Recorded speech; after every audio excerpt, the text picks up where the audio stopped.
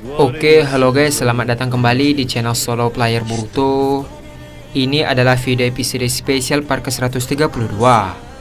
Nah, pada episode spesial part ke-131 sebelumnya itu, Kashin Koji bertemu dengan para Kage untuk menjelaskan kepada mereka bahwa Himawari akan membantu melawan Ginkaku dan Kinkaku. Singkat cerita, Himawari berhasil mengalahkan mereka. Namun pada akhirnya Boruto juga ikut untuk membebaskan jiwa mereka dari Edo Tensei. Apa yang akan terjadi ke depannya? Nah, sebelum kita mulai pembahasannya, mari kita putar dulu intronya. Shinobi no jidai wa owaru.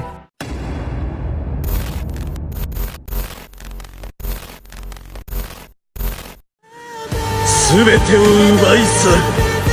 Soshite jikakusei. Adegan dimulai dengan Boruto yang perlahan mendekati Kinkaku yang tidak berdaya. Melihat Boruto yang mendekat, Kinkaku berkata, "Aku akan membunuhmu." Terlihat Kinkaku langsung melakukan bijudama dari mulutnya. Melihat bijudama tersebut, semua shinobi yang ada di sana pun tampak panik. Sementara itu Boruto tiba-tiba berhenti dan mengangkat tangannya ke arah Kinkaku. Boruto berkata, "Seharusnya aku yang bilang begitu. Kau yang akan mati." Terlihat Kinkaku sangat terkejut melihat ukuran dari Rasengan Boruto. Tanpa basa-basi, Kinkaku melepaskan bijudama ke arah Boruto. Begitu juga yang dilakukan oleh Boruto. Terlihat kedua serangan itu beradu satu sama lain. Karena ukuran serangan Boruto yang besar, bijudama milik Kinkaku langsung hancur dan dia pun terkena rasengan Boruto. Tak sampai di sana, tiba-tiba rasengan itu menyedot para Zetsu yang ada di sekitarnya. Lalu rasengan itu pun mengeluarkan ledakan yang sangat besar.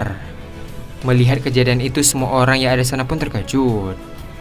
Tak lama setelah itu, tiba-tiba tim Shikamaru pun muncul. Shikamaru berkata, "Apa semuanya baik-baik saja? Di mana musuhnya?" Boruto membalas, "Semuanya baik-baik saja. Semua musuh sudah dikalahkan. Sekarang yang tersisa hanyalah Zetsu putih." Melihat ada Boruto, Shikamaru pun terkejut. Shikamaru berkata, "Boruto, sejak kapan kau ada di sini?" Boruto membalas, "Aku baru saja tiba." Di sisi lain, banyak para shinobi yang mulai kelelahan karena terus menghadapi para Zetsu. Melihat hal tersebut, Boruto langsung melesat dengan cepat dan menebas satu persatu Zetsu yang menyerang para shinobi. Melihat Boruto dengan mudah menghabisi para Zetsu, semua orang mulai kagum dengan Boruto. Salah satu dari mereka berkata, "Luar biasa, dia pemimpin dari unit investigasi kan? Tidak kusangka dia ternyata sangat kuat." Ketika sedang menghabisi para Zetsu, Boruto pun bertemu dengan Kakuzu yang sedang mengambil jantung dari salah satu shinobi.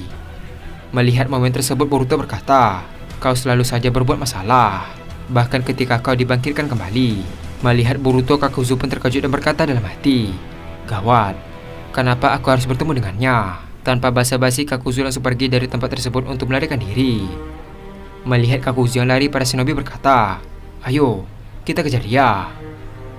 Sementara itu, Boruto dengan raut wajah yang serius berkata, "Sepertinya percuma saja." Tak lama setelah mengatakan hal tersebut, tiba-tiba Boruto melesat dengan cepat dan tiba di depan Kakuzu. Sebelum Kakuzu sempat bereaksi, Boruto langsung memenggal kepalanya dengan pedang Kusanagi. Melihat pergerakan Boruto, semua orang yang ada di sana pun terkejut dan berkata, "Cepat sekali." Sementara itu, Kakuzu hanya bisa terdiam melihat momen tersebut. Tak sampai di sana, Boruto langsung memotong semua tubuhnya hingga menjadi potongan yang kecil. Sebelum jiwa Kakuzu terbebas dari Edo Tensei, Kakuzu berkata, "Sepertinya memang mustahil menang darimu, tapi ini belum berakhir. Kau akan melawan yang lain dan jauh lebih kuat darimu." Sambil memasukkan pedang ke dalam sarungnya, Boruto berkata, "Benarkah? Aku akan menantikannya." Tak lama setelah itu, tubuh Kakuzu dan kepalanya pun hancur dan menjadi abu. Terlihat Boruto pun melayang ke atas langit dan berkata dalam hati, "Bagaimana keadaan burung hantu itu ya?" Adegan pun beralih ke masa depan di desa Konoha. Terlihat Sasuke tampak sedang bersama Naruto, Toneri, dan Shikamaru di ruang evakuasi. Naruto berkata, "Apa kau masih memikirkannya, Sasuke?" "Sudahlah, semua orang pasti tahu itu bukan Sarada." Sasuke membalas, "Bukan itu yang aku pikirkan. Hanya saja aku bingung siapa di balik penyamaran ini." Toneri membalas, "Aku tidak punya info pasti mengenai hal ini. Motifnya juga tidak terlihat jelas. Tapi sepertinya ini ada hubungannya dengan Otsutsuki." Mendengar perkataan Toneri, semua orang pun terdiam. Tak lama setelah itu, Toneri tidak sengaja melihat Sasuke yang sedang menggenggam sebuah kertas. Toneri berkata, "Apa yang ada di tanganmu, Sasuke?" Mendengar hal tersebut, Sasuke membalas, "Hampir saja aku lupa menyampaikan hal seperti ini." Terlihat Sasuke melakukan kertas itu dan memperlihatkannya kepada mereka. Setelah dibaca, semua orang pun terkejut. Naruto berkata, "Boruto yang menulis ini?" Sasuke membalas, "Ya, aku dapat pesan ini dari hewan yang berbentuk burung hantu. Saat aku menjelajah di sebuah dimensi, dia tiba-tiba ada di belakangku. Entah kenapa aku tidak bisa merasakan hawa keberadaannya." Mendengar perkataan Sasuke, Shikamaru membalas, "Ini aneh, kenapa ada burung hantu di dimensi tersebut? Bukankah tempat itu tidak ada makanan dan tempat hidup yang layak bagi sebuah hewan?" Sasuke melanjutkan perkataannya, "Aku juga merasakan suatu hal yang aneh. Sepertinya burung hantu itu bukanlah hewan biasa." Tak lama setelah mengatakan hal tersebut, tiba-tiba Naruto melihat burung hantu dari atas langit. Naruto berkata, "Hei semuanya, lihat di atas sana." Melihat hal tersebut, Sasuke pun terkejut. Sasuke berkata, "Itu burung hantu yang pernah kutemui." Setelah mengatakan hal tersebut, burung hantu itu langsung menghampiri mereka. Lalu dia pun bertengger di bahu Toneri. Ketika melihat mata refleksi mata Jogan di burung hantu tersebut, Toneri pun sangat terkejut. Toneri berkata, "Bukankah ini?" Adegan pun beralih ke masa lalu. Terlihat Naruto sedang berlari menuju ke perbatasan desa Suna. Sambil berlari, Naruto berkata, "Ini lebih jauh dari perkiraanku. Bisa-bisa aku sampai pada malam hari." Koji membalas, "Kau tidak perlu khawatir. Malam ini tidak akan ada penyerangan yang dilakukan oleh musuh. Mereka akan beristirahat dan mengatur strategi. Jadi ini kesempatan yang bagus untuk bergabung bersama mereka." Adegan pun beralih ke tempat Neji yang sedang bersembunyi bersama para shinobi yang lain. Mitsuki berkata, "Sampai kapan kita akan menunggu?" Neji membalas, "Unik saat ini sekarang tidak ada pemimpin. Sebaiknya kita menunggu di sini sampai perintah tiba." Tak lama setelah mengatakan hal tersebut, tiba-tiba Boruto dan Himori muncul di samping Sarada menggunakan Hiraishin. Melihat Boruto dan Himori, Sarada berkata, "Apa semuanya baik-baik saja?" Boruto membalas, "Ya, aku sudah mengatasinya." Setelah mengatakan hal tersebut, Boruto pun menghampiri Neji. Setelah sampai, Boruto berkata, "Paman Neji, sebaiknya kita beristirahat terlebih dahulu. Malam ini tidak akan terjadi penyerangan. Selama pemimpin kalian tidak ada di sini, aku yang akan menggantikannya untuk sementara." Mendengar hal tersebut, Neji membalas, "Tapi..." Boruto melanjutkan perkataannya, "Percayalah padaku." Mendengar perkataan Boruto, akhirnya Neji mengikutinya. Terlihat Boruto pun melayang di udara sambil berkata, "Selama tim unit 2 tidak ada pemimpin, aku akan menggantikannya untuk sementara." Mendengar perkataan Boruto, semua orang mulai fokus melihat ke arahnya.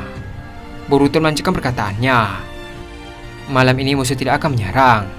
Informasi ini berasal dari pusat pertemuan para Kage. Jadi kalian semua bisa memanfaatkan waktu sebaik mungkin untuk beristirahat.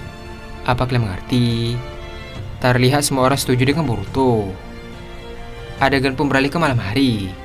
Terlihat Boruto sedang duduk di atas pohon yang tinggi. Tak lama setelah itu, Boruto berkata, "Sebentar lagi hari itu akan tiba. Apakah punya informasi soal Otsutsuki yang akan kita lawan?" Momoshiki membalas, "Aku tidak punya. Yang jelas kau bisa memanfaatkan kelemahan mereka para Otsutsuki." Dengan raut wajah yang heran, Boruto melanjutkan perkataannya, "Kelemahan mereka?" Momoshiki membalas, "Aku benci mengatakan ini. Yang jelas mereka pasti akan meremehkan lawan mereka. Kau bisa memanfaatkan hal itu. Lalu satu lagi, mata birumu itu akan mengambil segalanya darimu." Mendengar hal tersebut, Boruto tiba-tiba berbaring dan menghela napas. Di sisi lain, Momoshiki berkata, "Yang terakhir aku cuma bercanda." Boruto membalas, "Ya, aku tahu itu." Adegan pun beralih ke masa depan kembali. Toneri berkata, "Tidak mungkin. Hewan ini berasal dari Boruto."